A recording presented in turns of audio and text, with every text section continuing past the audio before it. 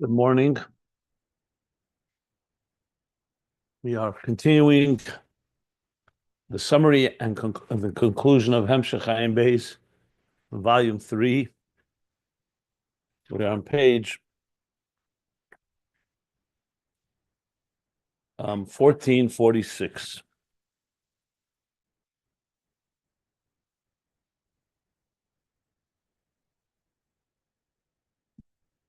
Okay, let's sum up, because we didn't finish technically in the text reading the whole narrative. But here's what we're learning. We're learning about the central theme is how neshamas, they come down below, need support. We called it the cosmic support system. So this is in addition to what we learned earlier about Einei Ha'eda, the Sanhedrin, basically the leaders, the rabbis, the courts, the dayanim, the sheftim, the shetrim, everything that is included in Einei Ha'eda, the leaders. In addition to Teireh, and for that matter, Ner Mitzvah as well, which give us direction and guidance. Teireh, it illuminates the path. And mitzvahs are the Ratzon Elyon, what Hashem wants us to do in this world. So in addition to that, we also have the Einei Hashem, which are called the Malachim. Einei Hashem as in supervisors, managers, directors, different levels of angels we learned that correspond actually to different parts of the human body. Then the Malachim, we were talking, Hamu Me'alei, the innards, the guts, the intestines is like the cosmic digestive system. And even broader, the central angel that serves as the interface from Malchus of Atzilus into Biyah, it's called Matat. We learned that earlier already when he started speaking about how Maisa Tachtenim, our actions, affect the potter's wheel, what he called the tikla, that in turn draws from the energies from higher levels. So use the word matat to be the mamutza. Some matat sometimes goes together, as we learn now, sandal. We also learn now it's connected to the level of chanoich. So matat has various names. We even learned that it's connected to machal. Malach machal is also matat, according to, he just brought what we learned yesterday in the parentheses, the Seder HaDeiros, the Erkei HaKenuim of the Seder HaDeiros. But the bottom line is, it represents what he called, these words were exactly, Mamuna u'melech al kol ha'malachim. Mamuna would be like the supervisor or the director or the manager, and the melech, the king of all the angels, the leader of all the angels. So as such, Matat plays a central role, and he explained, and this comes to explain the pasuk, Hine yanechi shelech lefneichem. The shelech malach. Hine yanechi shelech malach, shelech malach, in Parsha Mishpatim, where Hashem says that I will send a malach, and you should listen to this malach. Who is the malach? Says Rashi's Matat. And this began the discussion on page 1444, specifically Bizman HaGolus. In other words, Zman HaGolus. And we already discussed whether you need malachim, not in Zman HaGolus. I discussed that. But here he clearly speaking Zman HaGolus, where the Makablim HaNeshamas Ayidemu Mutzayim. Because like we learned earlier, once the Neshama comes down below, within a body, physical body, and a Nefesh HaBamis, that on its own is a Meneo Ma'akiv, he said earlier. It's an impediment. It conceals, it blocks, it's an obstacle to the Nefesh HaLekis being able to spread its wings, so to speak, in Avos Hashem. So therefore, and Golus obviously only adds to that complication, to that difficulty. So the Malachim serve as these Memutzayim, and that's the Hini Anechi Shelech Malach. Explained at length. I'm not going to sum up everything we learned from page 1444, the two levels in Matat, as it's in Atzilus, as it comes down to Biyah, corresponding to two levels of Yeshua, corresponding to two levels of Malchus, and concluding that in good times, so to speak, before the Chet HaEgel, Hashem himself, Havaya Helech Lefneim, B'tchila, which is the Etzem Atzilus, directly shining to the Shamas Yisrael, to the Yidden. But after Chet Tzadas, after Chet HaEgel, he says, Loi Hoyeroim Legili Era Leki, Mebchina Shem Havaya Atzilus. They weren't worthy, they weren't capable. Or were they? Bottom line, they didn't have the Kelim. But Hashem still wanted them to go into Eretz Yisrael, to conquer the land, to build the Beis HaMikdash, to have the Shekhinah among them. So therefore he sends his Malach, his trusted Shliach, Matat, and Matat of Atzilus, as it's an Atzilus, that draws down the 9 energies, Mitat, like he said, with the Yud. And that's why Yeshua accepted that, because Yeshua was already a leader at that point in Biyah. Moshe Rabbeinu, however, was the level of Atzilus, so he didn't accept it. Okay. Now, the next section, which we learned yesterday, is he brings another pasuk where it says, "V'nasati na'orim sadehem." That will establish the na'orim, the young ones will be sadehem, their ministers. And this is going on Zman HaGolus. It says right away, "V'hini b'zman HaGolus." This again refers to the level, as the Zohar says in the Migdash Melach, to Matat. Here he calls it also sandal, because they elevate the Halos Man, the Aveda from the Mato. They play that role. But this is already, in Zman HaGolus, this is how Matat comes into Biyah, Bislapshus in Biyah, and it's Nifsek. The energy, the flow from Atzilus has now ceased, as he says. Because in Zman HaGolus, Kudsha Brichu is concealed, Solik Le'elo, and therefore, who is actively managing, so to speak, on God's behalf, of course, the Anhogas HaElemus, the governing of the affairs of the world, that's Matat. And then he explained that the Ikar Nashpa of Matat is to Neshamas Yisrael, and the other nations receive from the 70 ministers. And he explains later the difference between the two. Because the 70 ministers, they already become more of a yesh mitzias b'fnei atzmei. They're still ministers of God, but they're not as bottle. They're not a sar haponim, like he said. Not an interior minister. They're more chitzenius. And therefore there's more mitzias there. They're still dedicated to their job. They're not doing anything against God. But there was more yeshus and more mitzias, which gives room for people to worship, like he said, the sun and the moon, considering that the sun and moon, thinking that the sun and moon are indeed instruments that come from higher levels, but it's giving it credence and so-called value of its own, when in truth, all it is, like we learned, is a gazim biyad ha'chetzav, like an axe in the hand of the axeman. Mashenka Matat is a level of total bittul, and you see it. Matat, when you look at Matat, the Shem Matat is al Shem Rabbi, as he explained, and the details of that, Shem Avaya, Shem Adnai, and then he went on to explain that Matat is the letters Tat, Rimoin, or Rimoin Tat, I should say. Rimoin is the outer dimension of Matat. Tat 18 is Yesod, the inner dimension. And that's a far higher level than the other Sarim. So even though they're also Memutzayim, like he said, nevertheless, they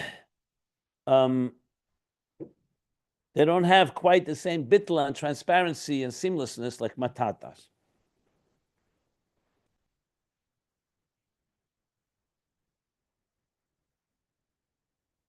Yeah, and there's more mitzias there. Okay. Then he asked a question on the Medrash. He says, with this we'll also understand a Medrash. The Medrash that on the Pasuk, Hinei Shelach, that I will send a Malach. So it says in the Pasuk, the literal interpretation would mean that you should listen, obey the Malach, because he's speaking on my behalf. But the Medrash goes deeper and says, you may think that he has value and you have to obey him as an entity of his own. like he brings from the Medrash, Al Tomer Boy, Al Tamirenu Boy, Shema Temre Hoyel V'hu Asashler Anachnu Evdim. We'll serve him, we'll worship him because he is representing God, yes, but he's an entity of his own. So the Rebbe Rashab asks the question, why would there be such a consideration? We know Chelki Havaya Amr Nafshi. My portion is Havaya, says the Nefesh. The Nefesh is aware that it comes straight from Havaya. And Matat doesn't have any value of his own. And he brings the second medrash from Eicha Rabbah about the king who came with his entourage, with the different colonels and different commanders, and different individuals in the city, in the province, chose different commanders to associate with. And one wise one said, Ananasiv Malka, I choose the king himself. So you see from this, because it says, Chelki Hashem Amr Nafshi.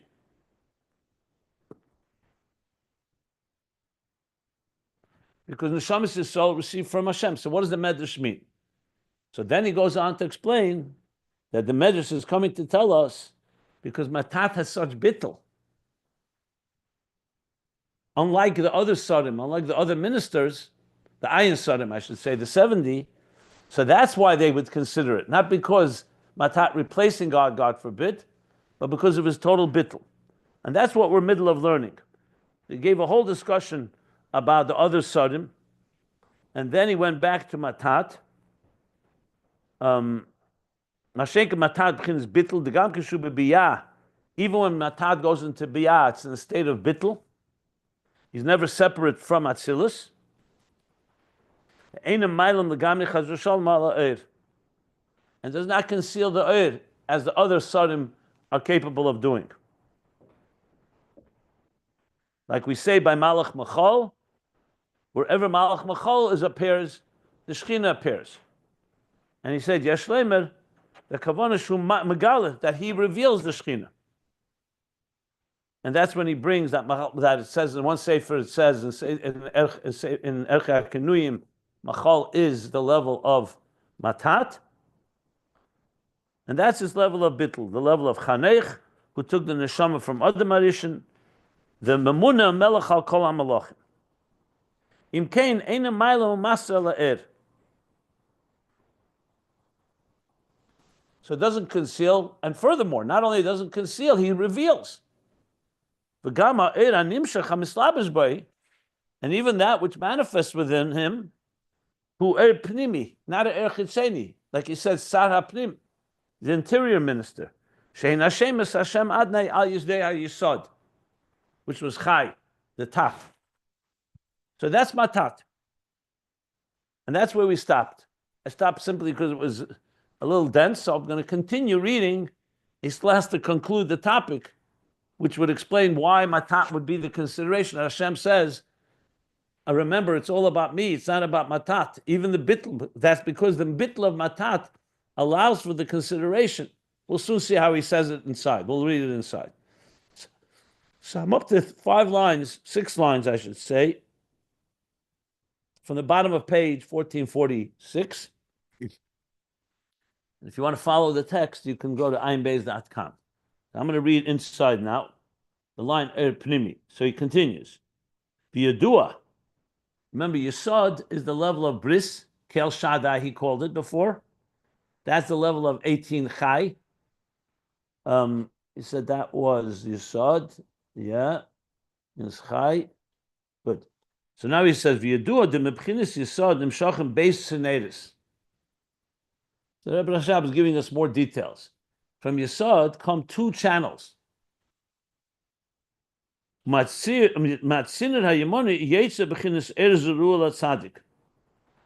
he's actually talking about, like it is on a physical level, the physical organ called Yesod has 2 channels.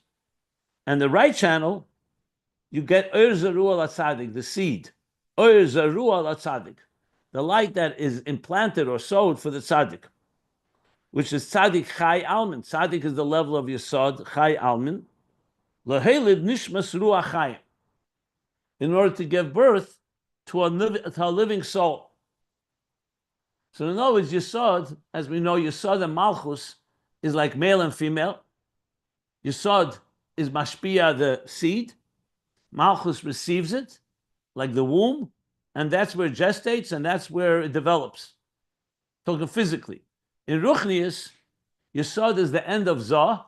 So Zah in general is the mashpia, but Yesod is the sixth of the six midas of Zah, of Chesed, Gvur, Tiferes, Netzach, Chod, Yesod. So Yesod channels Zah into Malchus, and that gives birth. So that's what he's calling this level. V'anashama hazeis nimshacha b'yesod nukva, and this soul that it conceives, that it gives birth to, extends into yesod of nukva, shenikra gam ken chai, which is also called chai. So this is a little Kabbalistic, as I said, a little dense and technical, but I don't want to go into too much detail. I discussed it much more the first time we learned it. If you really want to go back to understand more details. But here I'm just touching upon it because he wants to give us the exact level of matat as it's carrying the energy from Atzilus into Malchus, from Malchus into Biyah. The David begin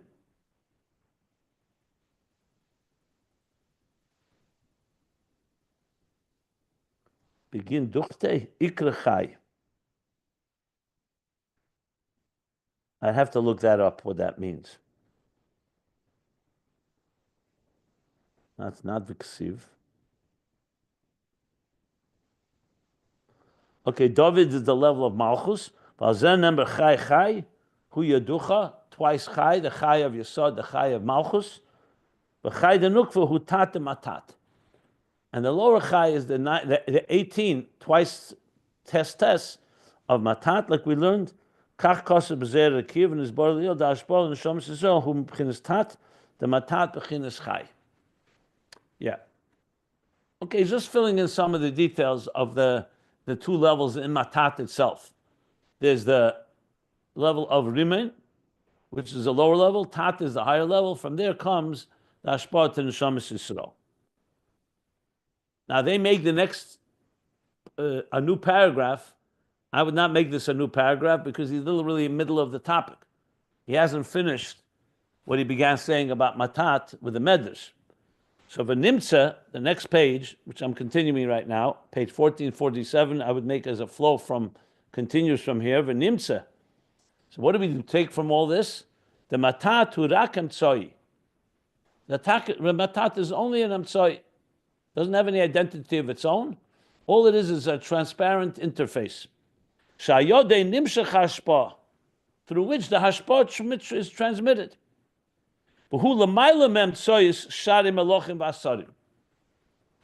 And it's a higher level of transparency, you could say, than the other angels and ministers.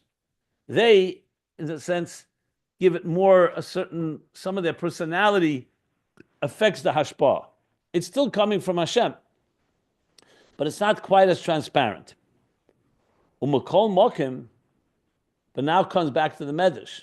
So then, if that's the case, what's wrong with saying we are looking to matat? Why is Hashem saying don't worship Him? Makol mokim zeu sham shochi ayidei mamutza loim HaKadosh Baruch Hu ma'atzmei. It's still due to Golus.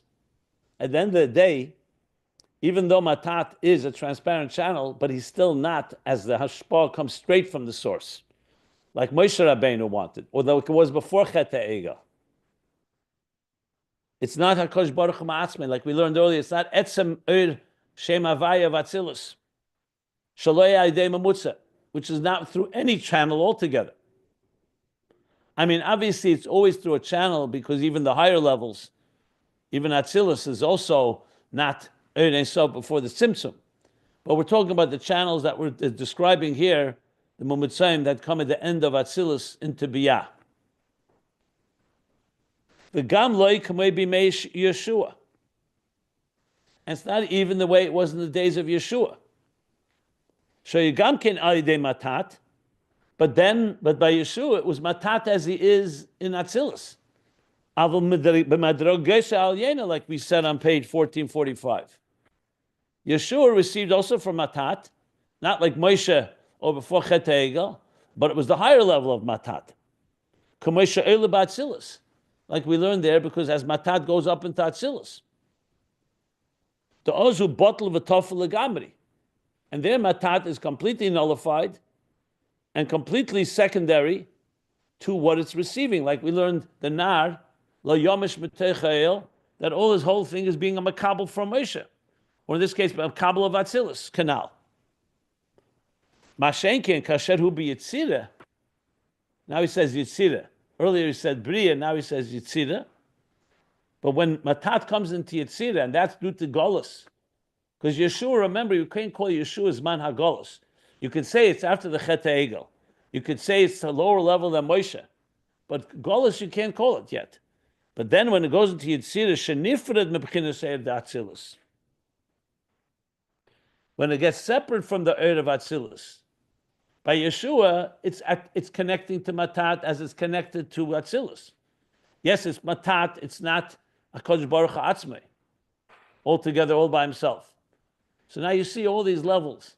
So you have the level of HaKadosh Baruch HaAtzmei that Moshe relates to before Chet HaEgel. You have the level of Yeshua, who's receiving from Matat as it's in Atzilus. And now we have the level of Matat in Golus that is in Yetzirah that's separate from Atzilus, as Matat comes downward. What level is this? So he's now going to talk about another Navi. He says, "V'harei kamoi b'Yecheskel."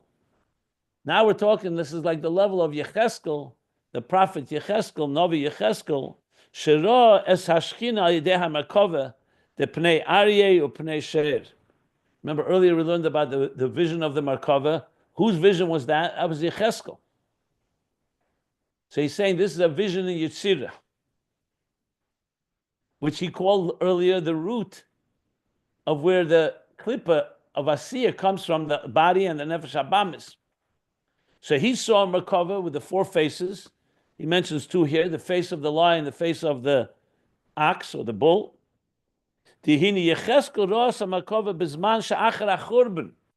Yecheskel's already after the Golus. He saw the Merkava Bezman after he saw the Shechina Acher Achurban. He saw the Merkava rather in the time after the destruction of the first temple.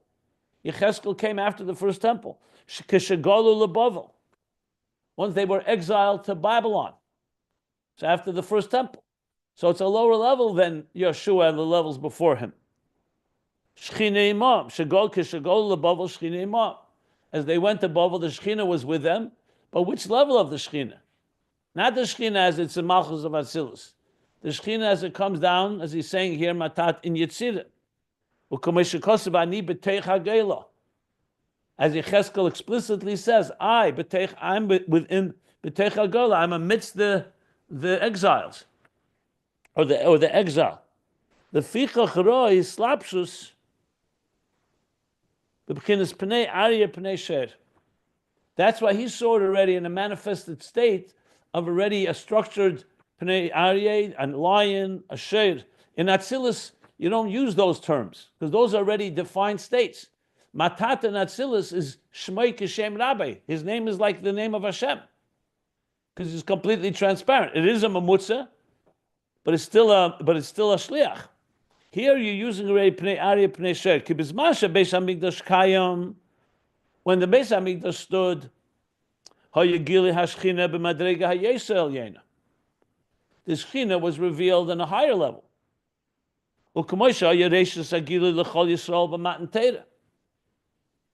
Like the beginning of the revelation that was there when the Yidden was learning a Matan Torah.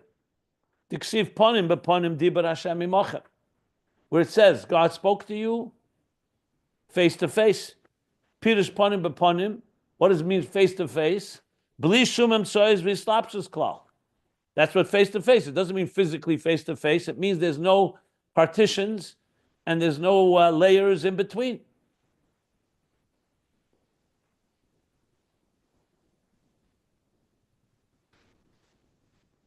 Mashenkin. I'm just going to skip for a moment the parentheses because it's a longer parentheses. Let me see how far it goes, if I recall.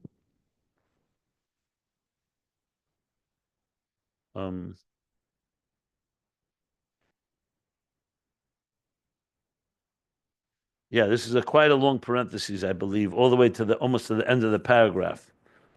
Just want to make sure I'm right.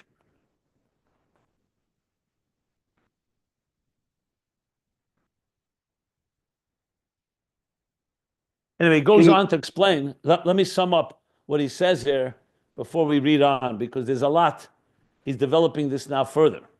You see my tone. He hasn't even finished the phrase. So let me finish it right now so we make sure we have our bearings here, because there's a lot of material before he actually comes back to it. So bottom line, he's saying the Beis HaMikdash, that is a gili of Shechina, like similar to Matan Torah. That's without Mumutzayim, Panim B'Panim. And he's going to elaborate on that. And he's going to explain that's even higher than Yeshua, because Yeshua was already after Chet HaEgel. So we have a whole bunch of levels here, like I said. There's a level of Matan Torah, Beis HaMikdash. The level of Yeshua is a lower level. And then you have the level of Yecheskel that comes B'Teich HaGeila in Golus, after Churban Beis HaMikdash. That's what he's going to get back to. And that's the Matat as it comes down in the Merkava of Yetzirah. But I see this is going to go for a while, definitely till the next page for sure. I want to just see how far it goes. Yeah. So before we get back all the way to the Merkava, let me just sum it up. That's what he's saying here. He wants to explain that Matat ultimately, especially in Golus, is a level that has more concealment than Matat and Atzilus. And that would explain the Medrash. I'm sure he's going to get back to the Medrash. I just have to find where it is. It's probably all the way 2-3 pages from here. That's why in the Medrash, Hashem has to bavarn. That's not Matat, that it's me. But I don't want to put any words in the Rebbe Rashab's mouth. We'll learn it inside. So right now, he's just developing the different stages of the Gilui Elokus as it is in time of Matan Torah, time of Moshe, after Chet Egel, Yeshua, now Yecheskel, and then he's going to tie it all back together. All this coming to explain how the neshamas, the darker the Golus, obviously the more support they need, and the more challenges there are. And I'll tie it all together. I think it's going to go at least, if I recall correctly, at least till page 14, 14, I think 1450 even. So we're talking about a good 3-4 more pages. And he's elaborating, which actually is very helpful, but you still have to carry the plot here. So that's why I'm serving the role of trying to navigate this properly. But let me stop here because we're in the middle of the topic. But if anybody needs clarity about what we've learned so far, and if it's something that will be explained later, obviously I'll defer to that. I'm not going to sum up everything we're learning now in the next 3-4 pages. He's going to develop it himself, but just to get the bearings here. I think I laid it out pretty clearly, the different levels here. But if anybody has any questions.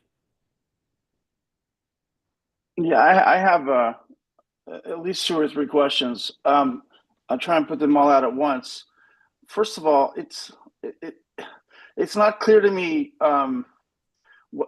whether Matat is totally Bittul to Elokus or not, because in the bottom of 1446 he says Eino Mali Mamastir all over. It doesn't conceal it, it doesn't hide it, and it's because it's totally Bittul, and it basically serves as a pass-through, is the way I read that.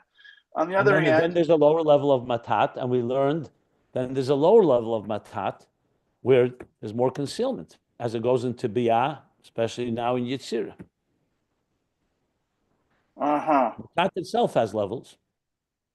That's the part that is confusing me. All right, so okay, so another question is, somewhere said here that it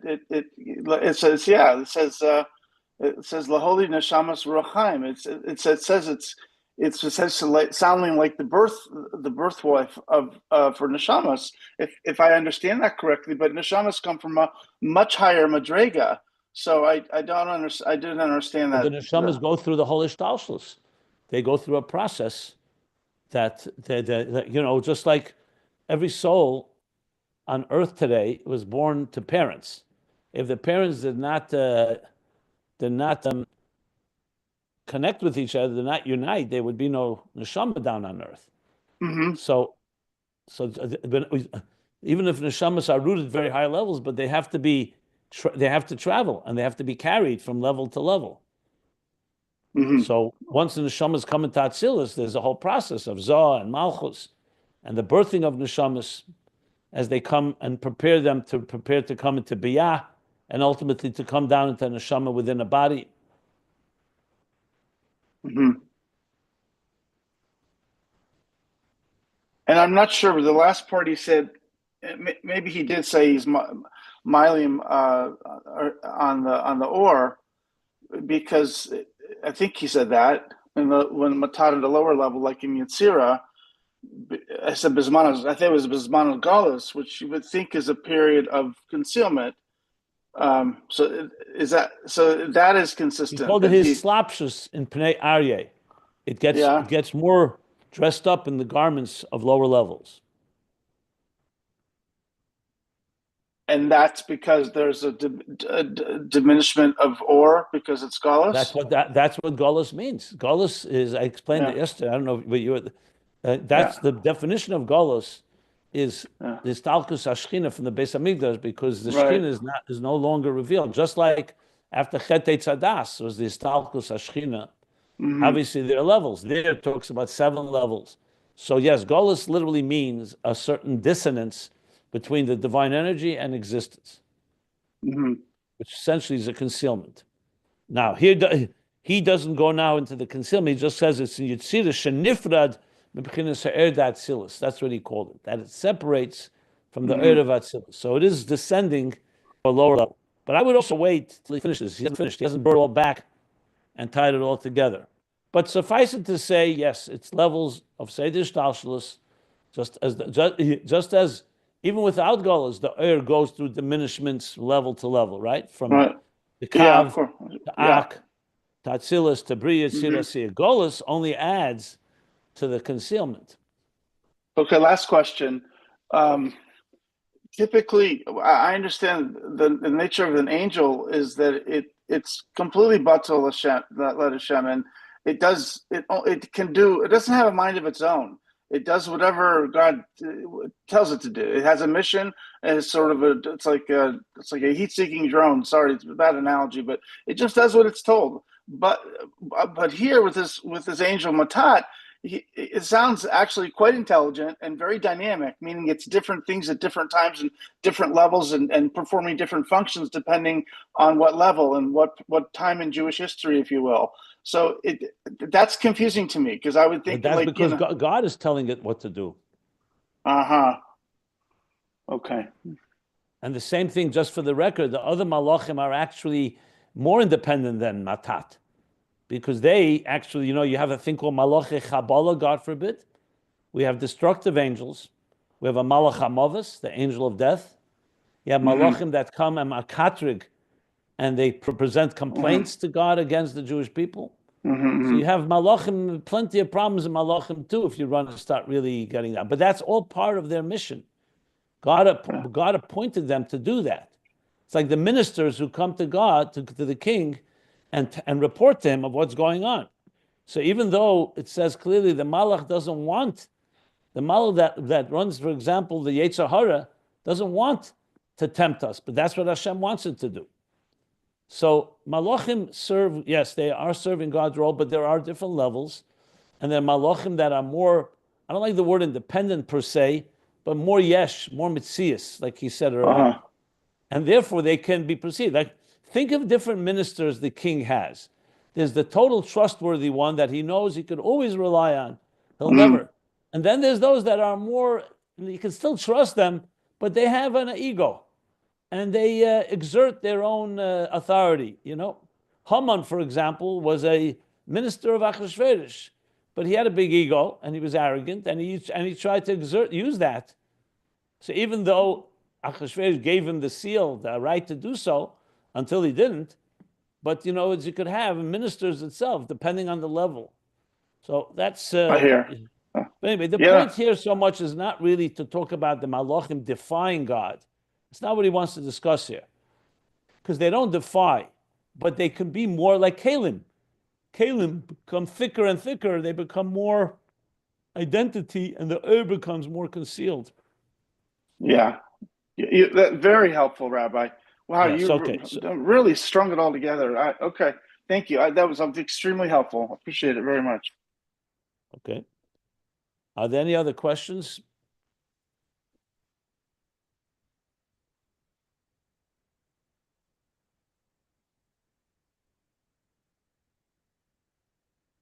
Okay, being that there's a lot going on here, I'm just thinking how to organize teaching this, even though we did learn it already, because now he's going to go a little more, break down the difference between Yeshua, the Oves, Matan Torah, all within the context that he's discussing. And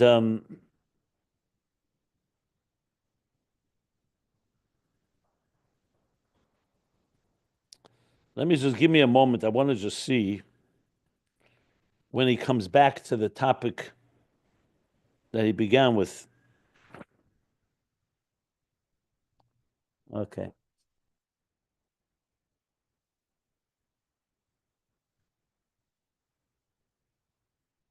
Yeah.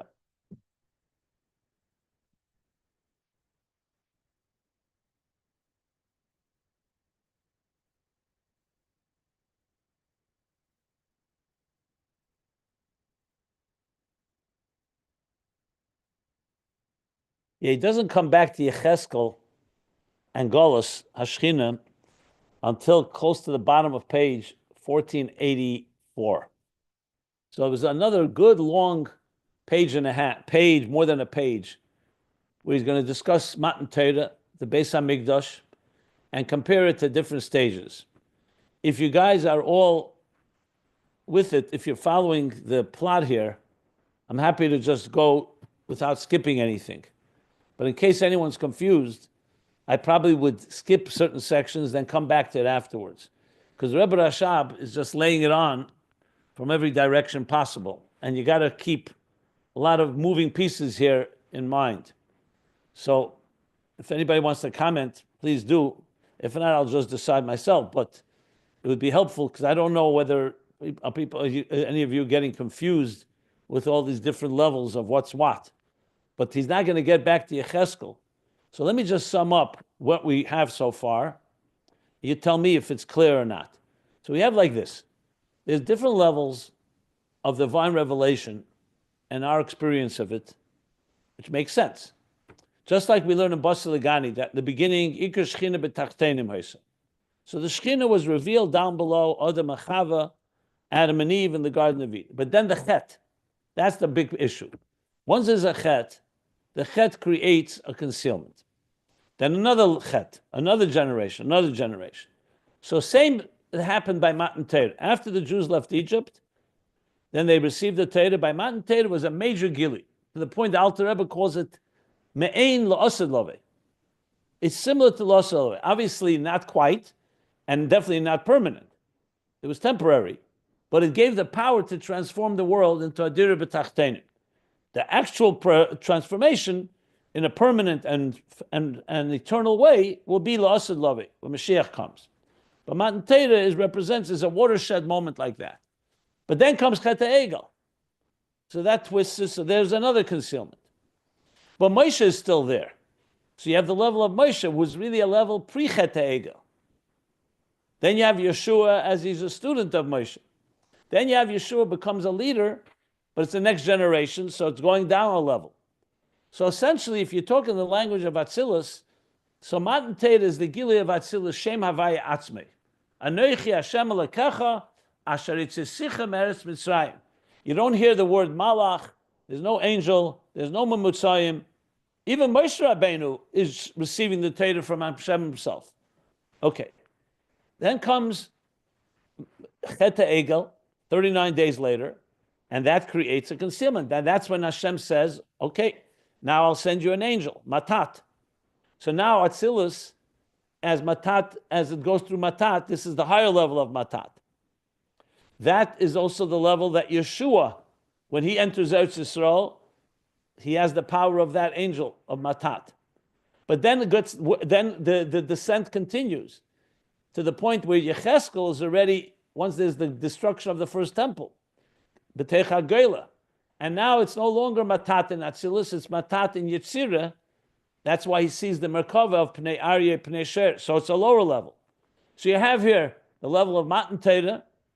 The level of the Beis Hamikdash is similar to Matan Torah.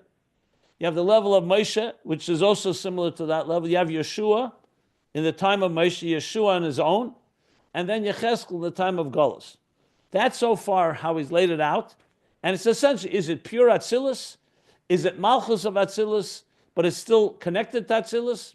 Is it Malchus of Atzilus that's already going down to Bria and Yetzirah?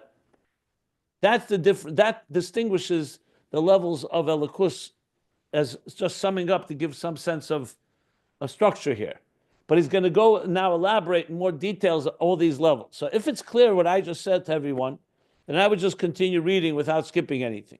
If it's not, I would jump to finish about the Beis Hamikdash, go back to Matan Torah, then go back to Yecheskel in Golus, and then go back and come back here and go see the breakdown of the details.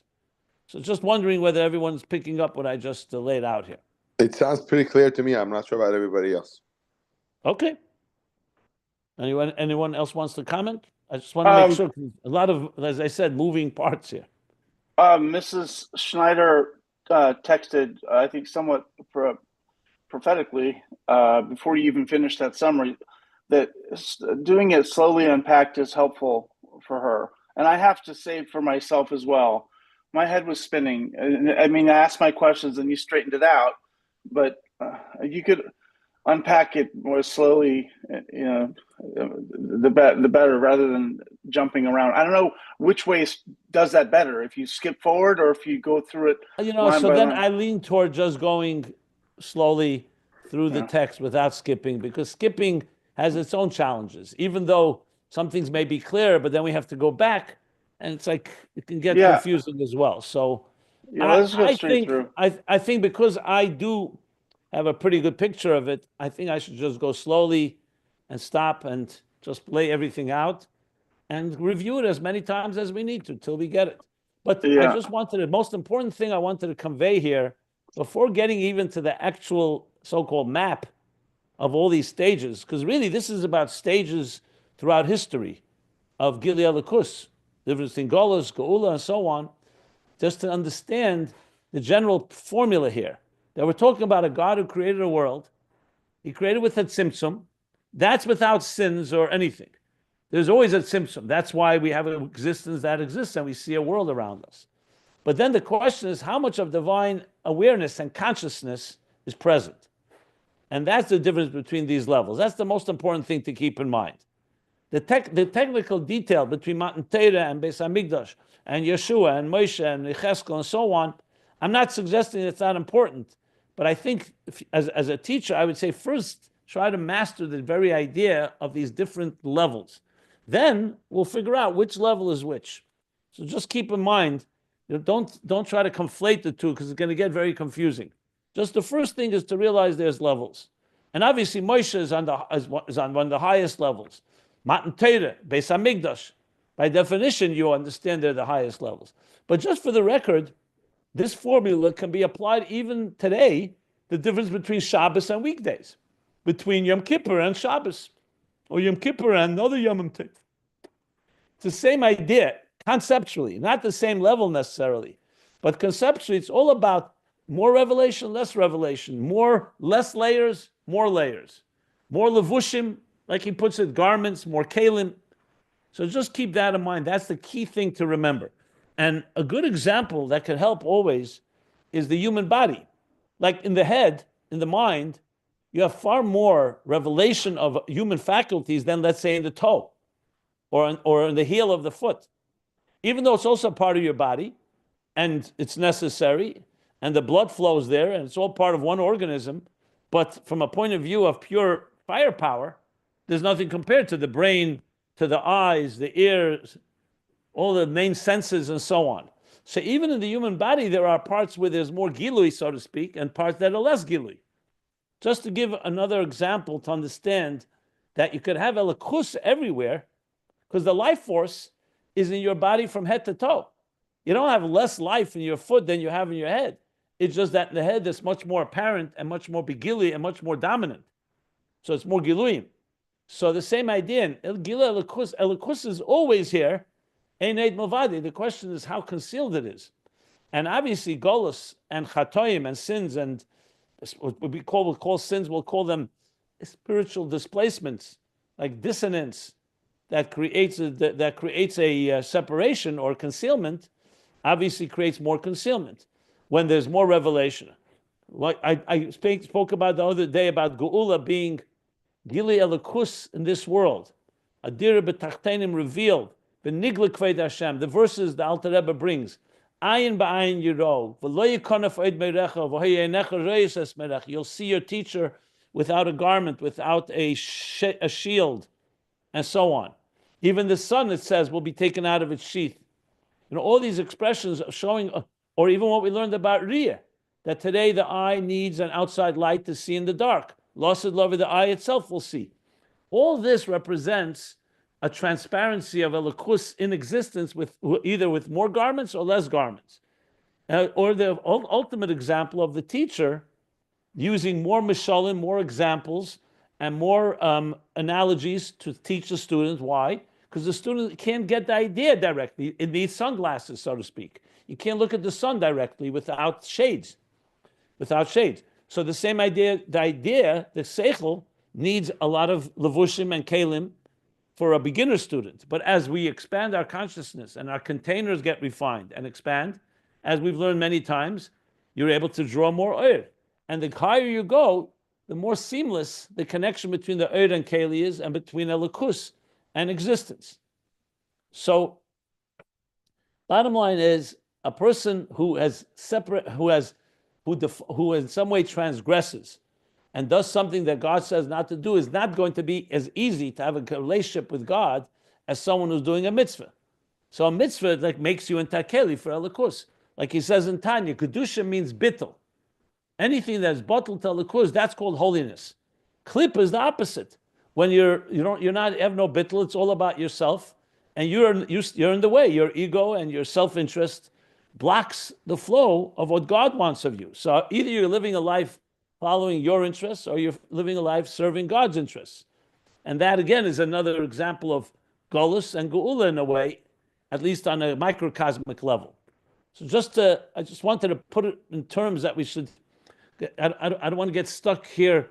You can get very easily distracted or confused by all these levels. It really just simply comes down to the formula of how much godliness is manifests within us, and how much can we relate to and how much we can't relate to. And that's the difference between all these levels. Once you have that established clearly, then you could start asking, okay, so what happened by Matan Torah? What happened after Chet HaEgel, Beis HaMikdash, Moshe, Yeshua, Yecheskel? And for that matter today, what's our revelation today compared to the times of even Yecheskel? Was still a high level. He was a Navi, he was a prophet, and it was between Bayis Rishon and Bayis Sheni, there would be a second Beis HaMikdash until we got into this darker Golus Edom that we're now almost 2,000 years until Mashiach comes. So all these questions are very legitimate, but they all then can be discussed in the context of simply what's more Gili, less Gili, and so on. So I hope that gave a little more overview to understand the real undercurrent of what he's teaching here. And ultimately, it all comes down to the neshamas coming down below, trying to do our Aveda, personalize it. Always personalize it. You right now, your neshama is in your body, and it's in Golus. First of all, the neshama in the body, Bechlal, is Golus, because it's not the neshama unfettered, and it could do whatever it wants and spread its wings as in Gan Eden. And then in the body itself, there's levels of Golus. We are in Golus today, and some of us in deeper Golus, sometimes less. You know, it could also change. And we live in a world of corruption and all the other problems and the distractions and temptations that seduce us all. And all those forces are all part of understanding, because that's why neshama needs all this support system to get through and manage, even though we have a nefesh elikis, but we have to contend with plenty of darkness and concealments. So this is a formula to understand that. So even though he's talking about Matan Torah or Beis HaMikdash, he's also talking about us. We have sometimes a state, like we're in this Matan Torah state. or in a Beis Hamikdash state. Not quite, obviously, as it was by Matan Torah in full glory, but in a microcosm. Relatively speaking, I mentioned Shabbos, you can be in a more of a Gilead Lakus state, and the weekdays a little less. All again, depending on your cognizance and your level of awareness and consciousness. Obviously, the goal is that it should be 24/7, like the others were constantly aware of God. They were always a vehicle and channel for godliness. But we're not expected to do that 24/7. We're expected to do as best as we can with the tools and resources we have, which is essentially what Avodas Hashem is. So again, I hope this overview gives more of practical context, and then we can go ahead and discuss the different levels, which I see will already continue tomorrow's class. Okay.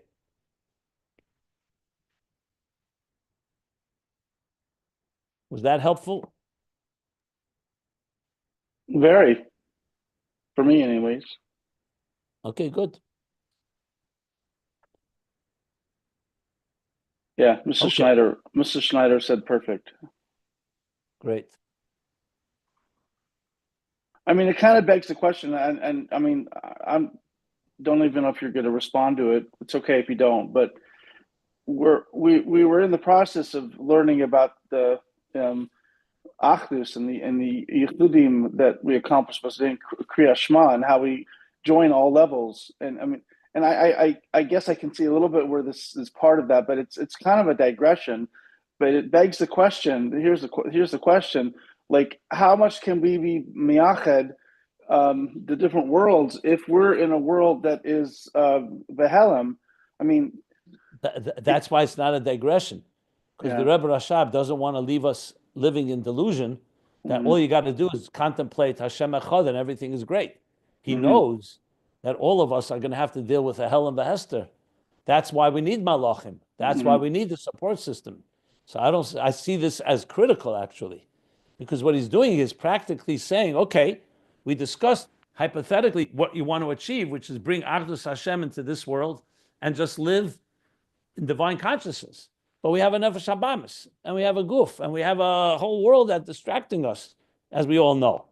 So I actually see this as, if he didn't say this, I would find it to be completely beyond us. What happens with our challenges? So what he's doing now is coming back and saying, okay, that's why there's Shema, but now why do we daven before Shema? Why do we say Birchas Yetzirah? Why do we need all the introductions to Shema? Neshama Yisrael, say Shema, connected God's unity, Yichud Tato, Yichud Elah, Atzmus, and everything is hunky-dory. And again, we understand that is not going to be sufficient for Anoshim Karkenu, for most of us, or for all of us for that matter. So what you said is exactly right it's the needle on, what's the word? The hammer on, what's the expression? The hammer on its head? I forgot the right expression. That's the exact point that he's trying to explain now. That's what he asked. Why do we need to have, if Shamash Yisrael can connect straight to Lishtaba Beguf and the Malka, the Guf of the king, Atzmus, so why do we need all these prayers before about the Malachim and everything else? And the answer is because we're dealing with the reality of a real Helam that we must deal with. No way around that. And actually, that's part of the kavanah. You want to get through the Helam, you want to transform it, as we talked, the Tzimtzum, different levels, Hashem Elikim, Einoid, etc. Yeah, wonderful. Nail on the head, Mr. Schneider told us. Always, what you always have to do, what I always do, always connect the details to the bigger picture. Don't forget the bigger picture. The bigger picture is how do we, mortal human beings on this earth, interface with God, which is so antithetical in every possible way to us. We are mortal, we're limited, we're flawed, we have distractions, and Hashem Echad is a whole different reality. And the whole Chassidus is an interface between these two realities, these two paradigms. That is the ultimate presenting challenge that all of us have. No one is immune from this challenge. All of us have it. So there's always two sides. There's what you need to contemplate on to get there, but then there's also dealing with all the challenges that we have. Anyway, that's just a broader picture. Phenomenal. Really phenomenal.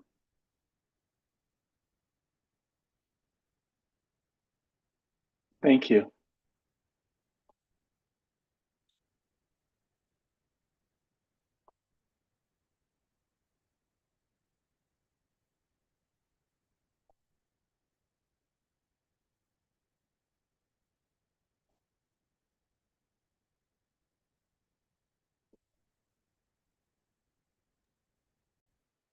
From this point, if I will follow your thought, we can compare the hate of Yetzirah and the hate of ego, and can find that Adam didn't have the whole structure of support system, and all the generation after him were sent to fall freely as low as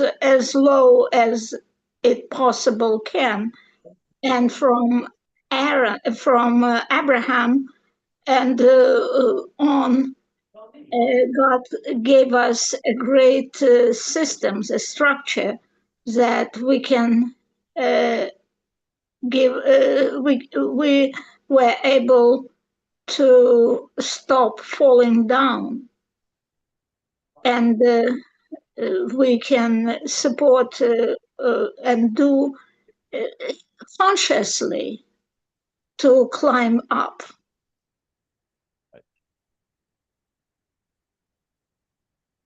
Yep.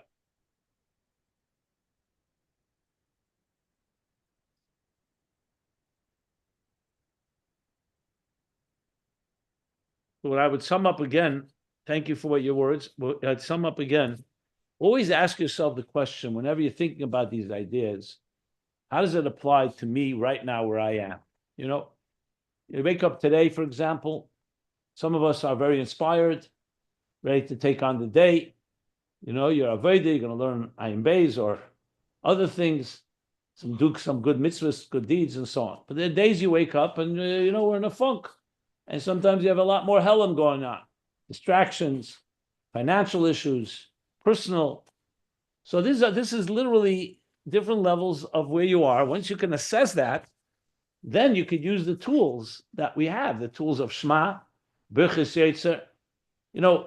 Even mastering the art of contemplating on Malachim is not so simple. I think the first time I taught it, someone said, he's saying that Birchis Yetzirah is supposed to help us because Shema, to get to that level of yichud, you need the malachim. For me, to contemplate on malachim is harder than to contemplate on Hashem Echad. I think someone asked me that question, or maybe I asked the question. I don't remember. It's a good point, because what malachim are like these abstract entities. What do I know about a malach? Hashem Echad, he explained. Existence is made up of Dvar Hashem. Dvar Hashem comes from God's thought, all the way to before the Tzimtzum. Malachim is the whole. After now study about malachim, I don't know much about it. And the malachim are supposed to be actually a support system. They're supposed to help us get to Shema. See what I'm saying? So this requires refining our tools to understand what is exactly a malach. What are we contemplating on? Matat, frankly, is quite complicated. Hashem Echad was easier to understand than matat, if you think about it. I know I'm asking a question, but the answer is that ultimately matat relates more to us. It's a level that's more connected. So when you think of, for example, that your animal soul comes from Pnei Sheir, the so-called cosmic animal, it's easier to relate to than to say that the animal soul comes from Tohu, or even higher than that. It becomes more, it's like more identifiable terms. This requires a lot more explanation, obviously. I'm just giving some words here just to make it, but because this is a lot of applied chassidus that I'm doing now. And here we've been learning more the ideas themselves. I hope you're following what I'm trying to say.